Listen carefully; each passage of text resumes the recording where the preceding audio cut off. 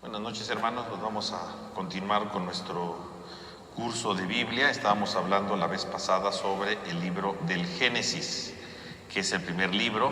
Decíamos que se dividía en dos grandes bloques. El primero sobre los orígenes y luego sobre los patriarcas, que a su vez lo de los patriarcas se dividía en tres partes, ¿verdad? La parte de Abraham, la parte de Jacob y la conclusión, que sería el libro de Josué. ¿Qué podemos decir sobre los patriarcas? A partir del capítulo 12, o bueno, un poquito al final del 11, verás, habla de los antepasados de Abraham, y ya con el capítulo 12 empieza de golpe, ¿verdad?, el ciclo de Abraham, la llamada que Dios le hace a Abraham. Y bueno, el ciclo de los patriarcas es muy importante porque estamos entrando entonces a las raíces, ¿verdad?, a los orígenes del pueblo de Israel. ¿Dónde se origina el pueblo de Israel? Pues con los patriarcas, ¿verdad? Se les llama patriarcas, ¿verdad?, refiriéndose precisamente a que son los padres del pueblo de Israel, los que dan a la luz al pueblo de Israel, ¿no? Básicamente, ¿no? Esos son los patriarcas. Aquí empieza precisamente esta historia. Y estos patriarcas, bueno, el más famoso pues es Abraham, el primero de todos los patriarcas. Luego vendrá su hijo Isaac, luego sería Jacob y sus hijos, ¿no? Pero estas historias de los patriarcas pues están formadas por una serie de leyendas, ¿verdad?, que se fueron transmitiendo de manera oral, ¿verdad?, de generación en generación, porque narraban los orígenes de su pueblo y por lo tanto los orígenes de las tribus cuando empezaba todo, ¿no? Por lo tanto estamos hablando de historias que sucedieron hacia el siglo XX antes de Cristo, ¿no? Estamos totalmente, ¿verdad?, dentro de un rango histórico distante, muy distante, en la que vamos viendo los orígenes del pueblo de Israel con pequeños grupitos, ¿verdad? Porque los patriarcas pues representan pequeñas tribus, ¿verdad?, pequeños grupos que iban de un lado a otro, ¿verdad?, que iban emigrando de un lado a otro, tratando de asentarse en un lugar, ¿no? Y estas leyendas pues iban transmitiendo de manera oral, ¿no? Decíamos nosotros en la primera sesión que teníamos, ¿no?, cómo se habían ido escribiendo, ¿verdad?, hacia el siglo X más o menos, las tradiciones, y pues precisamente la recolección de todas estas leyendas, ¿verdad?, que se iban teniendo en la mente, ¿no?, en la memoria. Y entonces ahí están. Y obviamente algunas las unían, ¿verdad? La manera como ya las tenemos en la Biblia es la fase final. Y esas leyendas pues las fueron uniendo, ¿verdad?, para que estuvieran bien acabadas, para que estuvieran bien completas, ¿no? Iban intercalando cosas, ¿no? Por eso ustedes leen la Biblia y leen con detenimiento esas historias. De repente hay historias que se repiten, ¿no? Dicen una cosa, dicen otra. O sea, aquí sí que eran dos historias de diferentes lugares y por alguna razón las conservaron, ¿no? O, por ejemplo, ¿verdad?, en la misma historia, por ejemplo, aparece Abraham como el personaje y luego aparece el personaje como Isaac. O sea, aquí sí que era la misma leyenda, pero le cambiaron el personaje. O sea, estamos dentro de una cosa muy compleja, ¿verdad?, llena de leyendas que tratan de abordar precisamente los orígenes del pueblo de Israel. Ahora bien, toda la historia comienza precisamente con Abraham. La historia arranca con Abraham para transformar, por un lado, sí, la vida de Abraham, pero luego empezar a construir el pueblo de Israel. Entonces, el ciclo de Abraham podríamos decir precisamente que constituye un conjunto literario que separa la historia de la humanidad de la historia del pueblo de Israel, ¿no? Porque con Abraham ya dejamos de hablar de los orígenes, ¿verdad?, del pecado, de todo lo que decíamos la semana pasada, y ya empezamos a hablar de algo muy concreto, ¿no? La historia de Abraham. Arranca la historia de Abraham, un hombre muy concreto, con el cual empieza la historia propiamente. La historia. Podríamos decir que lo anterior era la prehistoria, antes de que se forme la historia, ¿no?, para entender quién es el hombre. Ahora vamos a empezar a ver cómo se origina el pueblo de Israel, ¿no?, y cómo va a empezar a cargarse, ¿verdad?, a la construcción de un futuro. Y entonces la historia de Abraham pues, va a marcar desde el capítulo 12 hasta el capítulo 25, ¿no? Entonces vamos a leer, ¿verdad?, este texto de Abraham, ¿no? Ahí lo tenemos, cómo inicia toda la vocación de Abraham, ¿no?, en el capítulo 12. Y dice el libro del Génesis. Dice: Yahvé dijo a Abraham: vete de tu tierra, de tu patria y de la casa de tu padre a la tierra que yo te mostraré, y haré de ti una nación grande y te bendeciré. Engrandeceré tu nombre y serás tú una bendición. Bendeciré a quienes te bendigan y maldeciré a quienes te maldigan. Por ti se bendecirán todos los linajes de la tierra.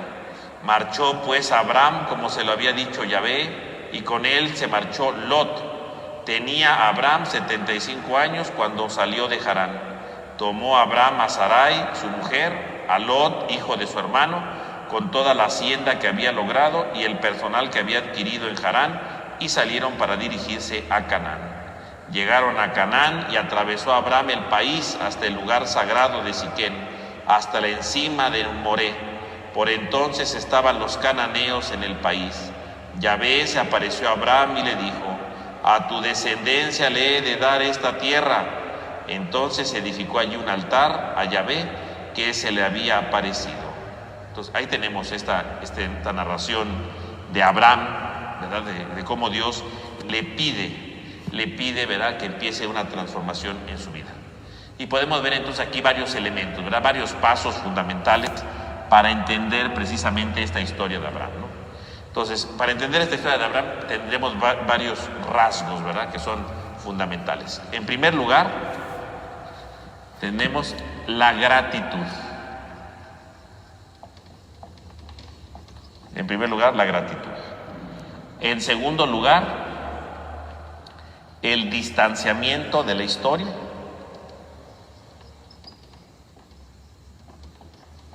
Distanciamiento de la historia.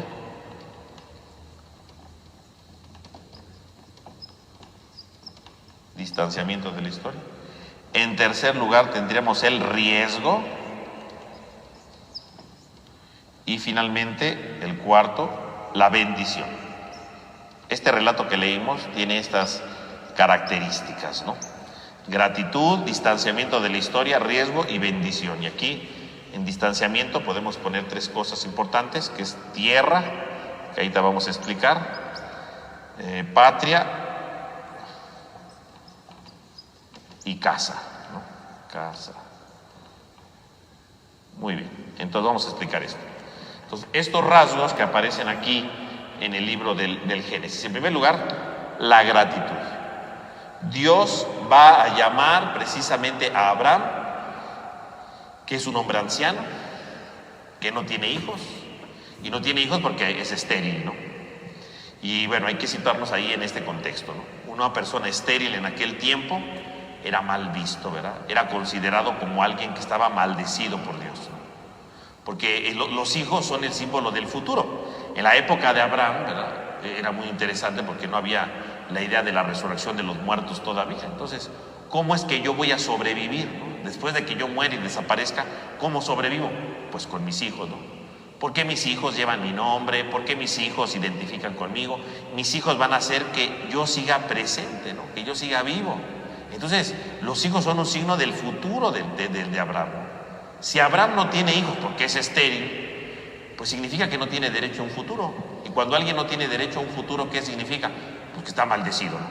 Habrá hecho algo en su vida que Dios le dijo: tú no mereces hijos, o sea, no mereces que tengas posteridad, no mereces que tengas un futuro. Así que de fácil tú eres alguien que estás maldecido. Por lo tanto, si yo estoy maldecido por Dios, pues no tengo un futuro. Y por supuesto que si no tengo futuro, estoy castigado, por así decirlo, por Dios. Bueno, pues entonces significa que estoy totalmente lejos de Dios. Entonces, que Dios irrumpa de repente un día y llame a Abraham, pues es una novedad. Significa que Dios está comunicando con Abraham. Dios, se supone que Abraham, por ser maldito, no podía comunicarse con Dios, ¿no? Y Dios le habla a él. Por eso digo que es un signo de gratitud. Porque todo esto es fruto de la gratitud. ¿Por qué Dios llamó a Abraham? Pues porque Dios quiso. No es que no podemos decir es que Abraham era muy bueno. No, a los ojos de los demás era malo porque no tenía hijos, ¿no? Estaba maldecido. Entonces, a los ojos de los demás, Abraham no se merecía nada. Abraham no tenía gran peso en su tribu, ¿verdad? En aquel clan. ¿Por qué? Pues porque precisamente Abraham, ¿verdad?, si lo vemos bien, pues Abraham pues no tenía ya ningún futuro, ¿no? Porque no tenía hijos, no era tan tomado en cuenta. Y que de repente Dios le hable, bueno, pues es un signo de gratitud. ¿Quién soy yo para que Dios me hable, no? Yo que no tengo hijos, yo que estoy ya viejo, Dios me está hablando a mí, es un signo de gratitud. Quiere decir que toda vocación comienza con la gratitud. Dios llama de a gratis, no llama porque seamos muy buenos, porque seamos perfectos. Dios llama porque nos ama nada más. Y Dios ama a Abraham, por eso llama a Abraham. Pero cuando Dios llama a Abraham, cuando Dios lo llama porque lo ama, entonces le pide algo nuevo, ¿no? Y le pide de inmediato, dice, deja tu tierra, tu patria y la casa de tu padre. Entonces le pide que deje eso, que se distancie de su historia. O sea, Dios quiere construir un pueblo, sí, pero no un pueblo arraigado en lo antiguo, no un pueblo arraigado en las costumbres que ya tenía, no, es un pueblo nuevo. Y si va a construir un pueblo, va a construir un pueblo con algo nuevo, con algo distinto, no con lo mismo. Si Dios hubiera dicho, a ver, aquí va a nacer el hijo de Abraham en esta tribu, entonces el pueblo hubiera sido la continuación de esa tribu, no. Dios quiere formar un pueblo distinto. Y entonces Abraham tiene que dejar su tierra, tiene que dejar, ¿verdad?, su patria, tiene que dejar la casa de su padre, porque tiene que ir a un lugar nuevo para que empiece ahí una nueva historia. De cero, va a partir de cero. Por eso le dice eso. Entonces, en segundo lugar, la llamada a Abraham es un distanciamiento de la historia. Tiene que dejar totalmente todo para empezar un nuevo proyecto, para empezar a ser distinto, ¿no? Y este distanciamiento de la historia, primeramente, deja tu tierra, ¿no? Y la tierra, ¿qué simboliza? Pues es el símbolo de los orígenes, ¿no? Sus propiedades, sus bienes, ¿verdad? Lo que él está acostumbrado, ¿no? Sus paisajes, ¿verdad? Abraham todos los días se levantaba ahí donde vivía, ¿verdad? Y veía el amanecer, el atardecer, yo qué sé, ¿no? Ya estaba acostumbrado. Dejar su tierra significa dejar todo eso que ya te acostumbraste. Dejarás de ver ese paisaje, lo verás desde otro punto de vista, ¿no? Dejarás tus posesiones en cierto sentido, ¿no? Te llevarás cosas, pero hay cosas que no se van a poder llevar, ¿no? Dejarás a lo que ya estabas acostumbrado para empezarte a acostumbrar a algo nuevo, ¿no? Deja tu tierra, deja tu patria, ¿no? Y la patria, pues, es el nivel humano de todo, ¿no? Su cultura, sus costumbres. O sea, dejar la tierra significa vete a tu lugar donde va a haber otras costumbres. Estas costumbres ya no las vas a llevar. Si voy a construir un pueblo nuevo, tendrá costumbres nuevas. No van a ser las antiguas, van a ser distintas. Se van a transformar, se van a renovar. Deja tus costumbres, tu patria y la casa de tu padre, ¿no? Que es finalmente la familia, ¿no? El clan, ¿no? Las relaciones afectivas, las relaciones hereditarias, las relaciones morales, ¿no? En donde él, ¿verdad?, creció y donde tiene su propia identidad. Deja también la casa de tu padre. O sea, deja todo. O sea, deja lo material que te rodea, deja tus propias costumbres y deja tus propios afectos, todo. Y yo te voy a decir a dónde te vas, a una tierra que yo te mostraré. Pero deja todo esto. Entonces, si por un lado Dios llama, gratitud, pero cuando Dios llama también a que dejemos, nos distanciemos de la historia. Dios llama para generar algo nuevo siempre, ¿no? Y por ejemplo, si lo aplicáramos, por ejemplo, al matrimonio, pues el matrimonio es una gratitud, ¿no? Cuando alguien se casa, ¿por qué se casan dos personas? Pues porque es una gratitud, es un signo de gratitud, ¿no? De uno y de otro, ¿no? Finalmente, ¿no? Dios llama a este estado de vida, ¿no? Pero cuando alguien se casa, pues se supone que tendrían que distanciarse de la historia, porque van a formar una familia nueva, ¿no? Se supone, ¿verdad? Pero luego sale con que no, que van a vivir en la casa de la mamá, que en la casa de aquel, que entonces no se distancian del esto. No van a formar una historia nueva porque quieren seguir arraigados en lo antiguo. Una familia nueva no sale arraigado en lo antiguo, ¿no? Así de sencillo, ¿no? Punto. Quieren seguir una continuidad de lo mismo y no generan algo nuevo porque precisamente, ¿verdad? Si yo vivo en la casa de mis suegros y yo quiero generar algo nuevo, los suegros no me van a dejar, van a decir, aquí no se acostumbra. Y pues sí, pues es su casa de ellos, aquí no se acostumbra y ya se fregó el asunto, porque entonces nunca va a haber una familia, pero no es nueva, es simplemente como la extensión de la vida. Frustraron algo, ¿verdad? Y no, ni modo, ¿verdad? Ellos quisieron vivir esa experiencia y no quisieron arriesgarse. Y entonces el distanciamiento de la historia. Ahora, en tercer lugar, Dios le da un riesgo, no solamente se distancia de la historia, deja todo lo que es Él, ¿no?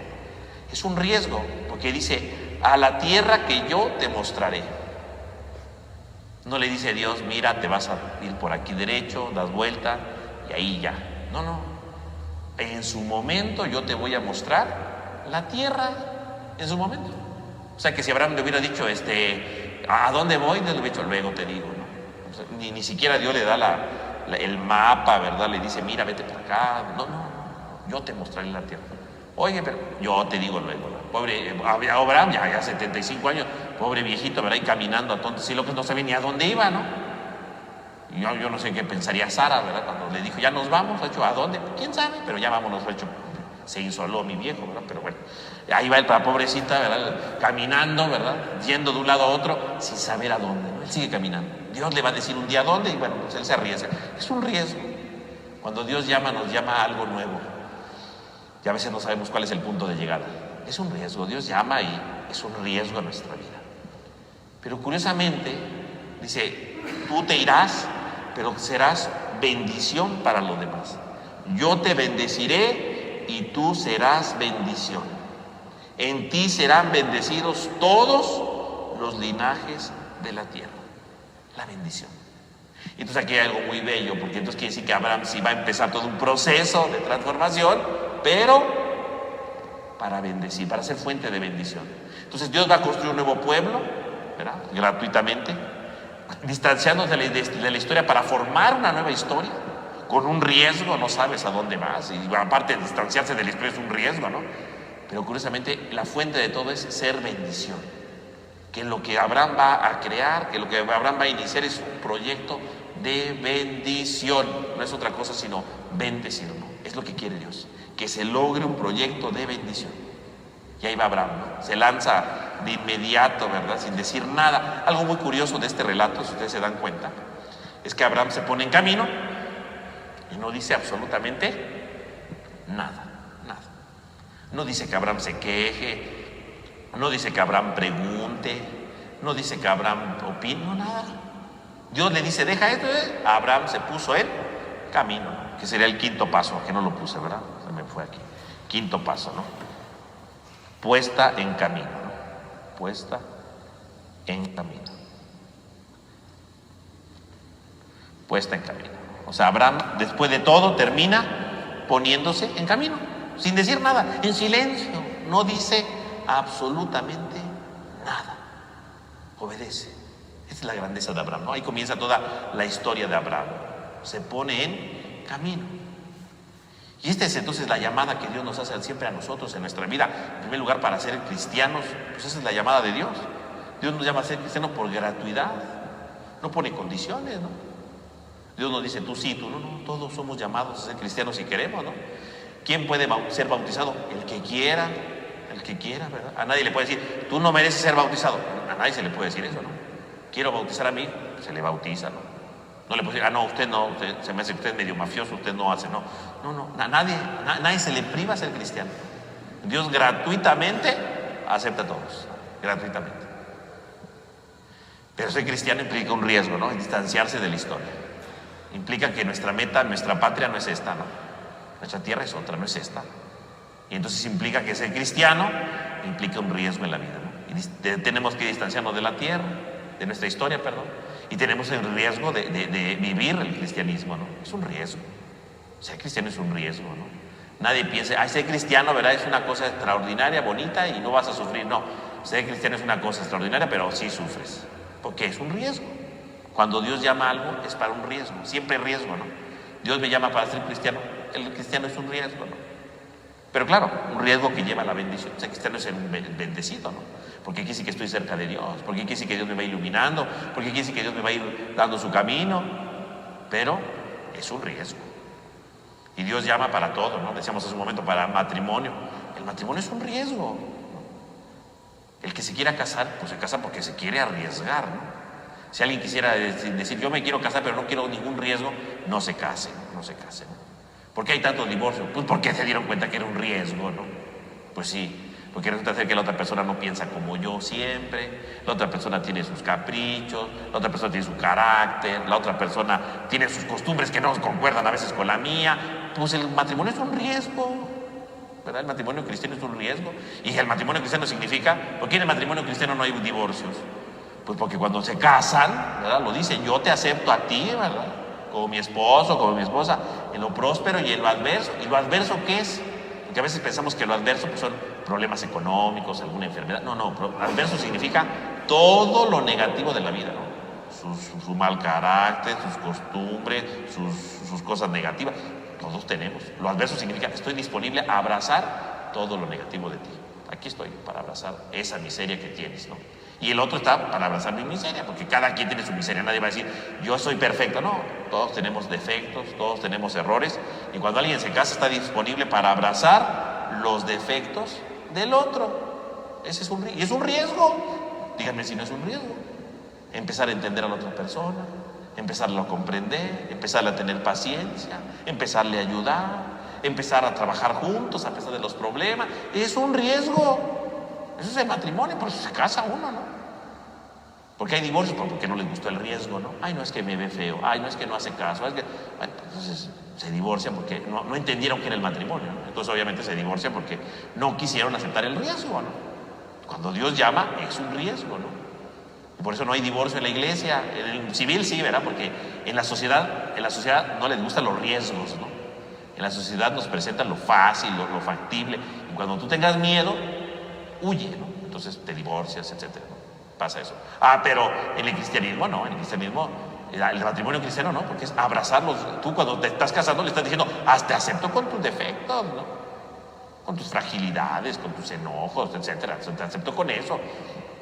Uno lo abraza, ¿verdad? Por eso la iglesia dice, no hay divorcio. Pues no hay divorcio porque tú prometiste ahí abrazar eso, ¿no? Claro, con la gracia de Dios, ¿verdad? Dejando que Dios entre en tu vida, dejando que Dios te ayude. Pero es un riesgo. Dios cuando llama es un riesgo.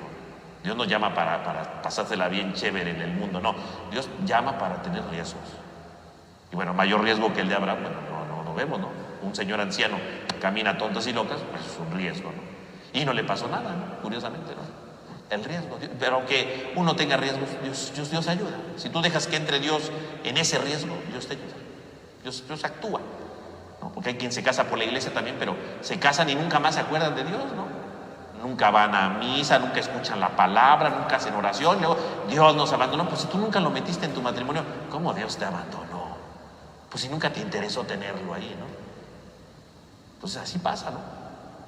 Es un riesgo. A veces no queremos los riesgos, a veces nos cansamos y no queremos seguir adelante, ¿no? Somos humanos, ¿no? Y a veces gana lo humano y lo divino lo hacemos a un lado, ¿no? Por alguna situación y gana, ¿no? Es un riesgo, es un riesgo. Todo, cuando Dios me llama es un riesgo, pero hay bendición. La bendición se va dando con el paso del tiempo y vamos viendo la bendición de manera extraordinaria. Claro, esto lo digo yo desde la visión de la fe, ¿no? Claro, cuando ya vemos un drama en la vida de alguien, pues hay que analizarla con cuidado, ¿verdad? Yo aquí hablo de manera general, ¿no? No estoy hablando de manera particular de ningún caso, de ninguna situación, de manera general, ¿no? Pero de lo que implica un riesgo, ¿no? Y sobre todo en nuestro mundo de hoy, no nos gustan los riesgos, ¿no? Vivimos en el mundo del confort, ¿no? Todo esto es fácil, ¿no? Hoy quieres comprar algo, ni siquiera tienes que salir, lo puedes pedir por internet, ¿no? Ni siquiera tienes que cansarte, todo lo puedes hacer gratis, todo lo puedes hacer fácil, ¿no? No gratis no, fácil, ¿no? Todo lo puedes hacer fácil, todo llega fácil, ¿no? ¿Tienes una duda? Se lo preguntas a tu teléfono y te lo responde, ¿no? No nos gusta ya investigar, no nos gusta cansarnos, vivimos en un mundo fácil. Un mundo que no tiene riesgos, y curiosamente ser cristiano, pues es un riesgo, ¿verdad? No hay una app para bajarla al teléfono y ser cristiano y que nunca falle, ¿no? Eso no existe para ser cristiano. El cristiano es de riesgos continuos, ¿no? Y el que toma el riesgo, como Abraham, se pone en camino. Pero Abraham es un hombre que tiene que crecer en la fe, ¿no? Porque a veces nos lo ponen, ¿verdad? Como Abraham, el hombre de la fe intachable, el hombre que nunca se equivocó, el hombre de grande fe. Y sí fue un hombre de grande fe, yo no digo que no, dejar su tierra y todo fue un acto de fe. Pero la fe no es así como la entendemos, ¿no? La fe implica un crecimiento, y yo creo que este es el verdadero valor de la fe, ¿no? Por eso leer el relato de Abraham, ¿verdad?, nos ayuda a reconocer cómo la fe va creciendo y va madurando. Y uno puede tener grandes actos de fe y al mismo tiempo grandes actos que demuestran todo menos la fe, o que contradicen la fe. Esas cosas suceden siempre, mis hermanos. Y Abraham es esto. No nos quedemos solamente con este relato, porque a veces decimos, ay, Abraham, cuánta fe tuvo, ¿verdad? Dejó todo. Sí, pero la historia de Abraham no termina aquí. Siga usted leyendo y va a ver todo lo que le pasa a Abraham, ¿no? Y ahí entonces es cuando nosotros vamos viendo las diferentes características. Y vamos viendo cómo Abraham es un personaje que crece en la fe y que tiene sus errores. Tiene sus errores. Tener fe no significa que no me equivoque, todos nos vamos a equivocar. Todos tenemos nuestros deslices, todos tenemos nuestras fragilidades. Y Abraham no es la excepción, ¿no? Abraham no es la excepción. Por eso yo lo invito, ¿verdad?, que usted, ¿verdad?, cuando tenga tiempo, lea toda la historia de Abraham y vea con todas las cosas buenas que tiene, sus grandes momentos y sus terribles momentos. O sea, porque la fe crece. La fe es un proceso de crecimiento. La fe es un proceso que nunca termina y precisamente siempre nos va ayudando a comprender cosas nuevas. Y así va siendo la vida de Abraham. Entonces cuando decimos Abraham el padre de la fe, bueno, sí es el padre de la fe, pero es el padre de la fe no porque fue un hombre de super fe, es el padre de la fe porque maduró la fe, porque a pesar de sus caídas se levantó y siguió adelante. Esa es la verdadera fe. La fe es la que madura, la fe es la que se cae y se levanta. Esa es la verdadera fe, ¿no? La fe sí tiene que madurar. Bueno, en el Evangelio lo vemos, ¿no? En el Evangelio de Juan, con el personaje de Tomás, ¿no? Cuando dice, si yo no meto, ¿verdad?, mi mano, ¿verdad?, de las heridas, no voy a creer. Bueno, es una fe que está en crecimiento, la fe crece. A veces nosotros pensamos que tener fe es nunca equivocarnos. Tener fe es nunca dudar, no. La fe implica que a veces dudamos, pero a pesar de nuestra duda, nos levantamos, seguimos adelante y descubrimos un rostro nuevo de Dios y maduramos y crecemos. Esa es la verdadera fe. El que piense que la fe es el que nunca se equivoca, el que nunca duda, el que no... No, pues está usted en un error. La fe es algo que ocurre, que se nos da a los seres humanos. Y los seres humanos tenemos límites. Y los seres humanos nos tropezamos. Y si se nos ha dado la fe, también nos tropezamos en la fe. También. Porque la fe tiene que crecer y madurar. Así como un niño, ¿verdad?, cuando empieza a caminar, no camina el primer día, ¿verdad? Empieza a dar su primer paso y ¡zas!, va al suelo, ¿no? ¿Y qué hace el niño? Pues se tiene que levantar y seguir esforzándose, ¿no?, hasta que camine bien, ¿no? Si el niño no se cayera, pues no aprendería a caminar. Necesita caerse para aprender a caminar. No hay ningún niño que diga, mi hijo caminó el primer día y nunca se cayó. No es cierto, ¿no? Si hasta de adultos uno se cae, ¿no?, porque anda distraído, ¿no? O sea, es parte de la historia de la vida, ¿no? La fe es como un niño que empieza a caminar, no camina el primer día, se cae. La fe madura todos los días y nos caemos. Y aun cuando parece que ya somos maduros, caemos, ¿no? Así como una persona que ya creció, ya sabe caminar, pues un día se tropieza, de repente, ¿verdad?, no vio algo, se cayó. También la fe, ¿no? Hay gente que va avanzando en la fe y de repente se vuelve a caer. Pero lo importante no es la caída, lo importante es la levantada, porque la levantada es lo que nos ayuda a madurar. Entonces, fíjense, vamos a hacer una especie de esquema sencillito, ¿verdad?, para que vayamos captando esto de la fe en Abraham, ¿no? Entonces, fíjense bien, ¿no? Abraham, bueno, pues aquí está Abraham, vamos a dibujarlo aquí más o menos, su barba, porque pues dice que ya estaba viejito, ¿no? Ahí su turbante, ¿no? Ahí está. Este es Abraham, imagine usted que este es Abraham, ¿no?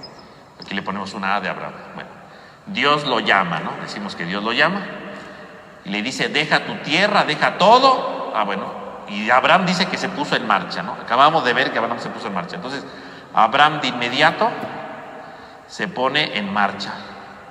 Entonces sube en la fe, ¿no? La fe, sube. Pero si usted sigue leyendo,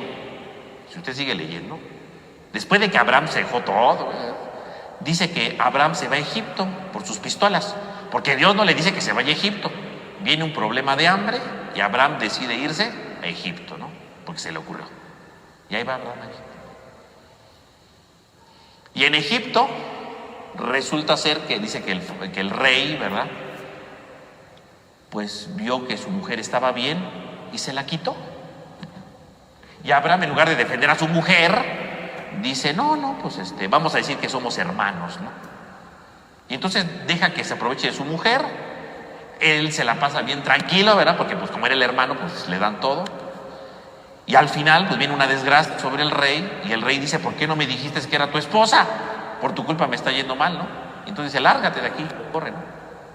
Perdónenme, pero eso no es un acto de fe de Abraham, ¿no? Primero, irse a Egipto, cuando Dios nunca le dijo, vete a Egipto, nunca le dijo que se fuera, ¿no? Jamás le dijo, vete para allá. ¿Por qué se fue Abraham? Por sus pistolas, ¿no? Y luego sale con que el rey quiere estar con su esposa. Y él, pues llévatela, ¿no? Pues total, dile que soy tu hermano y no me hace nada. Y la pobre mujer ahí, ¿no? Perdónenme, pero eso no es un acto de fe. Esa es una caída total de Abraham, ¿eh? Ahí está. Viene la caída de Abraham, ¿no? Y está en el mismo capítulo 12, ¿no? Aquí está el capítulo 12, del 1 al 9. Pues aquí está el capítulo 12, versículo 10, ¿eh? Y ahí viene la caída de Abraham, ¿eh? Luego, ¿eh? O sea, Abraham inmediatamente. Y además, si Abraham se hubiera quedado en Egipto, ¿verdad?, si Dios no hubiera intervenido, entonces el rey de Egipto se hubiera quedado con su esposa. Abraham nunca más hubiera estado con su esposa. No hubiera habido descendencia. Ya se acabó el proyecto de Dios. Abraham no sería el padre del pueblo de Israel, porque ahí echó a perder todo, ¿no? Es una caída total, garrafal de Abraham, ¿eh? Terrible, es una cosa terrible de Abraham. Fíjese cómo alguien que tuvo fe para dejar todo, de un día para otro decide hacer su propio proyecto. Vámonos a Egipto, que tu esposa, llévatela. Caída de la fe. Obviamente Dios interviene y le dice, se me regresan a la tierra. Y ahí van de regreso. Inmediatamente, ¿verdad? Dice el capítulo 13, ¿no? El capítulo 13, Génesis 13, nos habla, ¿verdad? Nos habla ahí de cómo se pelea Lot y Abraham, ¿no? Decíamos ahorita que leíamos el capítulo 12, decíamos que Lot era el sobrino de Abraham. Se supone que Lot se fue con Abraham porque pues Abraham ya estaba viejito, ¿verdad? Se nos podía desmayar ahí en medio camino, pues alguien que lo levante, ¿no? Que lo cuide, bueno. Pero resulta ser que pues Lot y Abraham pues tenían ahí sus siervos, sus sirvientes, sus ganados, ¿no? Y se empiezan a pelear, ¿no? Los sirvientes, ¿verdad? Que porque están comiéndose cosa que no le toca, que quién sabe qué. Y entonces Abraham dice, esto no puede seguir así. Nosotros no podemos estar peleando, somos hermanos, ¿verdad? Hermanos no en el sentido de carne, ¿verdad? De sangre, sino hermanos porque somos tío y sobrinos. Entre ellos se llamaban hermanos, ¿no? No puede pasar eso. Y entonces Abraham decide, ¿verdad? Decirle a Lot, mira, no podemos pelearnos, somos familia, no podemos estar peleándonos. Y entonces le dice a Lot, ¿verdad? A ver, mira, para evitar problemas, mira, vamos a dividirnos, ¿no? O sea, tú te vas para un lado, yo me voy para el otro. No, yo me voy para el otro lado. A donde tú te vayas, yo me voy del lado contrario para no pelearnos, ¿no? El pobrecito se va para allá. Se supone que Lot salió para ayudarlo, ¿no? Se supone que Lot salió para cuidarlo. Y al final le dice, órale, al lugar desértico, yo me voy al paraíso, ¿no? No, pues con sobrinos así, pues ya no, pues mejor que ni ayude, ¿no? Mejor que hubiera quedado ahí. Pero bueno, total, que se separan los dos y Abraham decide evitar la pelea, con tal de que haya buena relación entre ellos, de hermanos, ¿no? Ah, bueno, pues entonces en el capítulo 13 vemos cómo vuelve a subir la fe de Abraham, ¿no? Porque decide quitarse de peleas, decide quitarse de broncas, ¿verdad? De discusiones, ¿verdad? Y ya, y respétalo. Aunque Lot fue un ambicioso, ¿verdad? Y se va ya a un lugar paradisíaco y él se queda en el lugar más feo, aparentemente, él se queda ahí. Otra vez la fe de Abraham, que busca la paz, que busca la armonía, que busca el bienestar de los demás, ¿no? Sube, ¿no? Luego, si ustedes están leyendo el capítulo 14, bueno, es una cosa muy curiosa, ese es un pasaje muy raro, ¿no? Donde Abraham aparece con un ejército, como un gran guerrero que derrota enemigos. Es un relato muy épico ese, ¿no? Como para exaltar la figura de Abraham. Seguramente eso nunca pasó, ¿no? Más bien es el relato de alguna guerra que hubo, ¿verdad? Y pues como estaba en la memoria de varios, dijeron, Abraham derrotó a varios, ¿no? Bueno, pero bueno, el chiste es exaltar la figura de Abraham. Entonces, no solamente es un hombre hermanable, sino que Abraham es un hombre, un guerrero que triunfa sobre los enemigos. Bueno, pues vaya usted a saber. Entonces, capítulo 13 y capítulo 14, Abraham, héroe de guerra, ¿no? Héroe que gana ahí una guerra mundial, ¿no? Bueno, del mundo de aquel momento, ¿no? Entonces vemos cómo Abraham tiene su caída, tiene su subida, ¿no? Y luego viene un momento de crisis muy fuerte para Abraham, ¿no? Se presenta una crisis que amenaza con una caída, ¿no? Y digo que amenaza, ¿no? Entonces vamos a ponerle aquí, ¿no? Que es el capítulo 15. Y en el capítulo 15, ¿verdad? Abraham, ¿verdad? Pone en duda, ¿verdad? Que Dios lo vaya a ayudar, porque dice, pues no pasa nada, ¿no? ¿A dónde está Dios, no? Y dice, le fue dirigida de parte de Yahvé la palabra a Abraham y le dijo, no temas, Abraham, porque yo soy para ti un gran escudo y tu premio será grande. Y le dice a Abraham, mi Señor Yahvé, ¿qué me vas a dar a mí si no tengo hijos? Dice, no me has dado descendencia y un criado de mi casa me va a heredar. Y entonces Dios le dice, no te heredará, sino que te heredará uno de tus entrañas. Mira el cielo y cuenta las estrellas, así de grande será tu descendencia, ¿no? Y entonces Dios hace una alianza, ¿no? O sea, Abraham anda como tristón porque pues no llega el hijo, no me has dado hijos, ¿qué voy a hacer? Y entonces Dios le dice, no, vamos a hacer una alianza. Y en aquel tiempo, ¿verdad? Cuando había dos pueblos enemigos, viene la alianza, ¿no? ¿Cómo hacían las alianzas en aquel tiempo? Pues era una cosa muy fea, ¿no? Pero pues así hacían la alianza, ¿no? Agarraban los animales, los dividían a la mitad, ponían una mitad de un lado y la otra mitad del otro lado, ¿no? Así la hacían. Obviamente, entonces, yo partía un animal, imagínense, y lo abrían así para hacer como un camino. Obviamente el camino estaba lleno de sangre porque habían dividido al animal, ¿no? Entonces imagínese usted, ¿verdad? Imagínese que hay un animal, ¿no?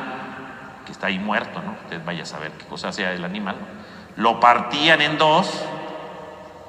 Entonces decíamos así, ¿no? No sé si usted está imaginando que esto es un animal, pero usted usa su imaginación, ¿no? Y entonces lo dividían y pues la sangre estaba aquí en medio, ¿no? Esta es una parte del animal y esta es la otra, ¿no? Y hacían un camino ahí horrible de sangre, ¿no? Y eran varios animales, era un camino, ¿verdad? Entonces cuando se hacía la alianza entre los dos líderes o los dos jefes de las tribus que habían hecho la alianza, pasaban encima de la camino de sangre, ¿no? Y entonces se agarraban del brazo y pasaban ahí muy contentos, ¿verdad? Ahí, y al final del otro camino decía, si yo no cumplo mi promesa, quede destazado como este animal. Esa era la alianza. Entonces dice, verá el texto, que le pide Dios a Abraham, ¿no? En el capítulo 15, que parta los animales y que haga el camino, ¿no? Y entonces Abraham piensa y dice, pues alguien va a venir para hacer la alianza, ¿no? Y dice que pasó, vino la noche, Abraham se durmió, no sabía qué iba a pasar. Y dice que pasó una bola de fuego sobre el camino, sobre ese camino. Esa bola de fuego es Dios, ¿no? O sea que sobre ese camino el único que pasó fue Dios. Dios es el que se compromete con Abraham y le dice, si yo no te cumplo, si yo no te doy tu hijo, quede destazado. Abraham no pasó. El único que pasó sobre el camino de sangre fue Dios. O sea que el único que hizo la alianza fue Dios. El único que se comprometió fue Dios. Abraham no pasó. Y bueno, pues Abraham siempre se equivoca. Ya lo ven aquí que se equivocó y le faltan todavía, ¿eh? Entonces en ese momento cuando Abraham ve eso, cree de nuevo con Dios, ¿no? Entonces, pues es un hombre que sigue creciendo en la fe, ¿no? Entonces, si parecía una caída, pues no, ¿verdad? Va para arriba, la fe va creciendo. Entonces el capítulo 15 es un bello capítulo de alianza donde la fe de Abraham crece. Entonces, si ustedes se dan cuenta, bueno, tenía fe, cayó con lo de su esposa, subió y luego subió más. La fe va creciendo. Uno dirá, no, después de eso, ¿qué puede pasar? Nada, ¿no? Después de eso ya un hombre de fe perfecto, pero no. Si seguimos leyendo nos encontramos con el capítulo 16, ¿no? Y en el capítulo 16, Sara, ¿verdad? Le dice a Abraham, pues no tenemos hijos. Como que Dios está tardando, ¿verdad? Y entonces, ¿qué te parece si agarras a mi esclava Agar y tienes un hijo con ella? Claro, para nuestra mentalidad de nuestros tiempos, o sea, que Abraham se haya metido con la esclava, bueno, pues sí, es algo de muy mal gusto, ¿no? ¿Cómo, no? Y además Sara le dice, toma mi esclava, porque ni siquiera dicen, Abraham fue, ¿verdad? Ahí y se metió con la esclava, no. La esposa es la que le da permiso, le dice, agarra. ¿Por qué pasa esto? Primero que nada tenemos que entender esto de que agarra a la esposa, era una costumbre de aquel tiempo, ¿no? La ley, ¿verdad? De Babilonia, del código de Hammurabi, dice, eso está ahí en el código, ¿no? Que si una mujer es estéril y no puede tener hijos, perdón, si un hombre es estéril y no puede tener hijos, o la mujer, el hombre o la mujer más bien, pueden tomar a la esclava, ¿no? Y entonces tener un hijo con ella, ¿no? Entonces, más bien dicho, corrijo, ¿verdad? Porque había hecho bueno. Si la mujer es estéril y no pueden tener hijos, entonces el esposo puede tomar a la esclava para tener un hijo con ella, pero sería el hijo no de la esclava, sería el hijo de la esposa, porque el día del parto, la primera que tiene que agarrar al niño es la esposa. Entonces, aunque el esposo haya tenido un hijo con la esclava, el día del parto, la que recibe al niño, la primera que tiene que agarrar al niño es la esposa, ¿no? Para decir, este es mi hijo, ¿no? O sea, la esclava lo tuvo en mi lugar. La esclava lo tuvo en mi lugar. Por eso le dice a Abraham, toma a mi esclava, ¿no? Y Abraham, pues ahí va, muy obediente, ¿verdad? Pues ahí va y tiene ahí relaciones con la esclava para tener un hijo. Bueno, pero esa es una caída de la fe, ¿no? Porque Dios les había dicho que iban a tener un hijo, claro. Pero Dios les iba a decir cuándo. Dios jamás les dijo, agarra a la esclava. ¿Cuándo le dijo Dios que agarra a la esclava? Nunca. Esa fue una idea de Sara y Abraham la secundó, los dos, ¿verdad? Los dos son los culpables ahí. Eso es querer tomar la iniciativa por su propia cuenta y no depender de Dios. Entonces, el capítulo 16, bueno, vamos a borrar aquí este animal ya. El capítulo 16 es otra caída, ¿no? Capítulo 16, en donde Sara y Abraham, ¿verdad? Donde Sara y Abraham toman la historia por su cuenta, ¿no? Toman la historia en sus manos y ellos quieren hacer lo que les viene en gana, no lo que Dios les pide. Es la caída de la fe, ¿no? Ya no quieren hacer lo que Dios dice, sino lo que ellos. Dios prometió un hijo, bien. ¿No está llegando el hijo? Pues órale con mi esclava, ¿no? ¿A qué horas dijo Dios eso? Y Dios, por supuesto, le dice a Abraham: ¿yo cuándo te dije eso, verdad? Si vas a tener un hijo, va a ser con tu esposa, no con la esclava. Eso es un signo, ¿verdad? Entonces, de cómo uno quiere tomar la historia en sus propias manos, ¿no? Quiere guiar la historia por sí mismo sin tomar en cuenta a Dios, ¿no? Claro que, bueno, pues nace Ismael, ¿no? Porque de ahí nace Ismael. Y Dios obviamente lo toma en cuenta, ¿no? También pobre niño no tenía la culpa, pero Ismael no es el hijo de la promesa, porque Dios nunca dijo que hiciera eso, ¿no? Y claro, recordemos que la vez pasada decíamos que uno de los grandes temas es el problema de hermanos, ¿no? Así como Abraham tuvo problemas con Lot, ¿verdad? Entre hermanos. Luego, ¿verdad? Más adelante, Ismael e Isaac, ¿verdad? Los hijos de Abraham tienen problemas. Siempre hay problemas, ¿no? Hay problemas entre Sara y su esclava Agar, ¿verdad?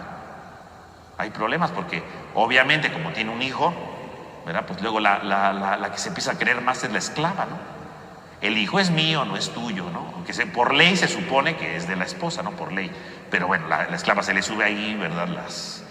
Las ínfulas de que ella tiene el hijo, ¿verdad? Que ella no es estéril, ¿verdad? Entonces, pues, la Sara, pues, empieza a enojar, ¿verdad? Y también la corre, ¿no? Lárgate de aquí, ¿verdad? La corre, ¿no? Porque se desespera, ¿verdad? Pelea entre ellas, ¿no? Entre la esclava y la dueña, ¿no? Porque finalmente se le empieza a subir a la otra, ¿no? Alce la mano a la que tiene un hijo. Y Sara ahí, no, pues no se puede, ¿verdad? Obviamente se sentía mal la pobrecita. Bueno, entonces caída de Abraham de nuevo. Querer hacer lo que venga, ¿verdad? Querer tomar el proyecto de Dios en mis manos. El proyecto de Dios es de Dios, no es mío. Y luego viene el capítulo 17, ¿verdad? Ahí va, ¿no? Y el 17 otra vez viene una subida, ¿verdad? De fe. En el capítulo 17 Dios vuelve a hacer una alianza. Es donde Dios le dice a Abraham que el signo de los judíos, ¿verdad?, es la circuncisión. Entonces le dice: a partir de ahora, ¿verdad?, la circuncisión va a ser la señal de que ustedes son mi pueblo, ¿no? Y entonces ahí está el valor de la circuncisión, ¿no? Que siempre ha sido muy valiosa para el pueblo de Israel, ¿no? Entonces la circuncisión. Pero también en el capítulo 17 hace la alianza y le dice que va a tener una gran descendencia como la arena del mar, ¿no? Y le dice, ¿verdad?, que esta descendencia, y él es tan grande que él va a ser un padre de multitudes. Y el capítulo 17 es muy importante. ¿Por qué? Porque el capítulo 17 es cuando le cambia el nombre, ¿no? Porque ustedes van leyendo en la Biblia, ¿verdad? En la Biblia primero, ¿verdad?, aparece así, ¿no? Abraham, ¿no? Abraham. Así solito, ¿no? Abraham. Y luego, cuando le cambia el nombre, le ponemos un H, ¿no? Y entonces el nombre es Abraham, ¿no? Abraham. Le cambia el nombre, que casi es lo mismo, ¿no? Uno dirá: pues no cambió mucho. Y entonces, Abraham en general, ¿no? ¿Qué quiere decir? Abraham quiere decir el hijo del Padre. Eso quiere decir Abraham, ¿no? El hijo del Padre. Y Abraham, ¿qué quiere decir? Pues el hijo del Padre. Quiere decir lo mismo, pues es el mismo nombre, nada más está alargado con esto, ¿no? En español lo estamos alargando, pero Dios le da un significado distinto. Ya no te llamarás Abraham, sino te llamarás Abraham. Y dice: porque serás padre de multitudes. Entonces Dios es el que le da el significado al nombre. ¿Qué quiere decir Abraham? Abraham quiere decir padre de multitudes. Etimológicamente no. Teológicamente sí. Abraham quiere decir padre de multitudes. Porque ¿qué es lo que está haciendo con el nombre de Abraham? Lo está alargando, ¿no?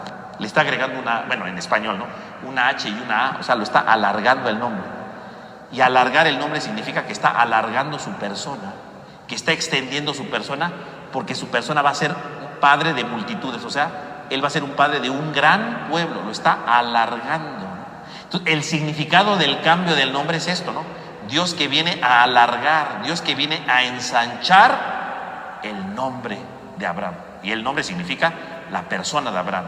Él va a ser padre de multitudes, de muchos, lo está alargando, ¿no? Es como si le estuviera alargando, ¿verdad? Su visión. Tú antes eras Abraham, así chiquito, ¿verdad? Sin hijos. Ahora es Abraham, ¿no?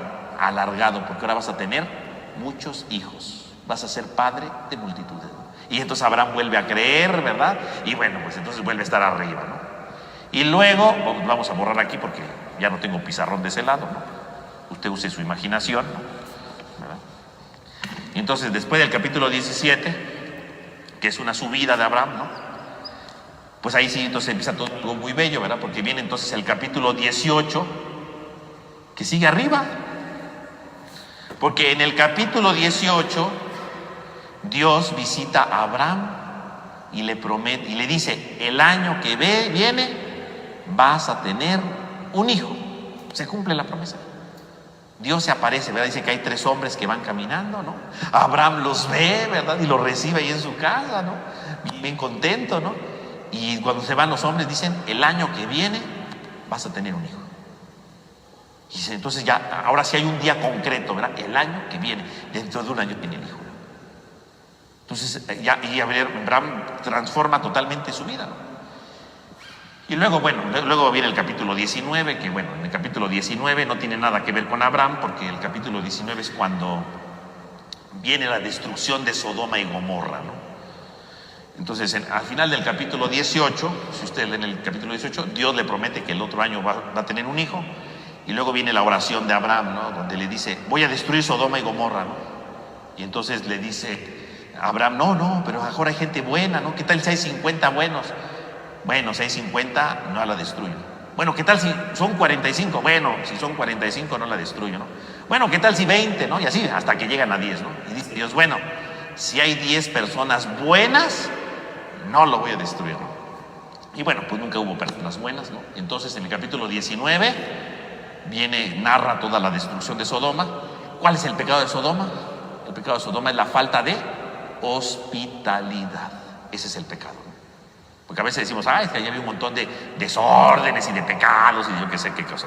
No, el pecado de Sodoma es la falta de hospitalidad, ¿verdad? Porque cuando llegan los enviados de Dios, ¿verdad? Y Lot lo recibe en su casa, llegan los de Sodoma y dicen, saca a los peregrinos, ¿verdad? Porque vamos a aprovecharnos de ellos, ¿no? O sea, no fueron hospitalarios. Y la hospitalidad en aquel tiempo era sagrada.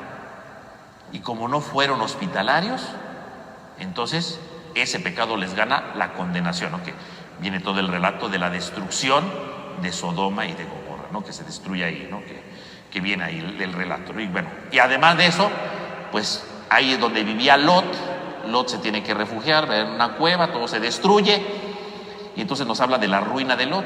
Cuando alguien no sabe ser buen hermano, como cuando con Abraham que se peleó, pues busca su propia autodestrucción, ¿no? Lot es la imagen del hombre que se autodestruye, ¿no? Del hombre que se va acabando a sí mismo, ¿no? Y bueno, y luego, bueno, termina la historia de Sodoma, ¿no? Obviamente, ¿no? Y ya viene entonces el capítulo 20, ¿no? Que el capítulo 20, pues es otra caída de Abraham, ¿no? Porque en el capítulo 20 es un paralelo con el de Egipto, ¿no? Ya ven que se fue a Egipto y dejó a su esposa. Pues en el capítulo 20 aparece la misma historia, pero ahora en otro lugar, ¿no? Con otro rey.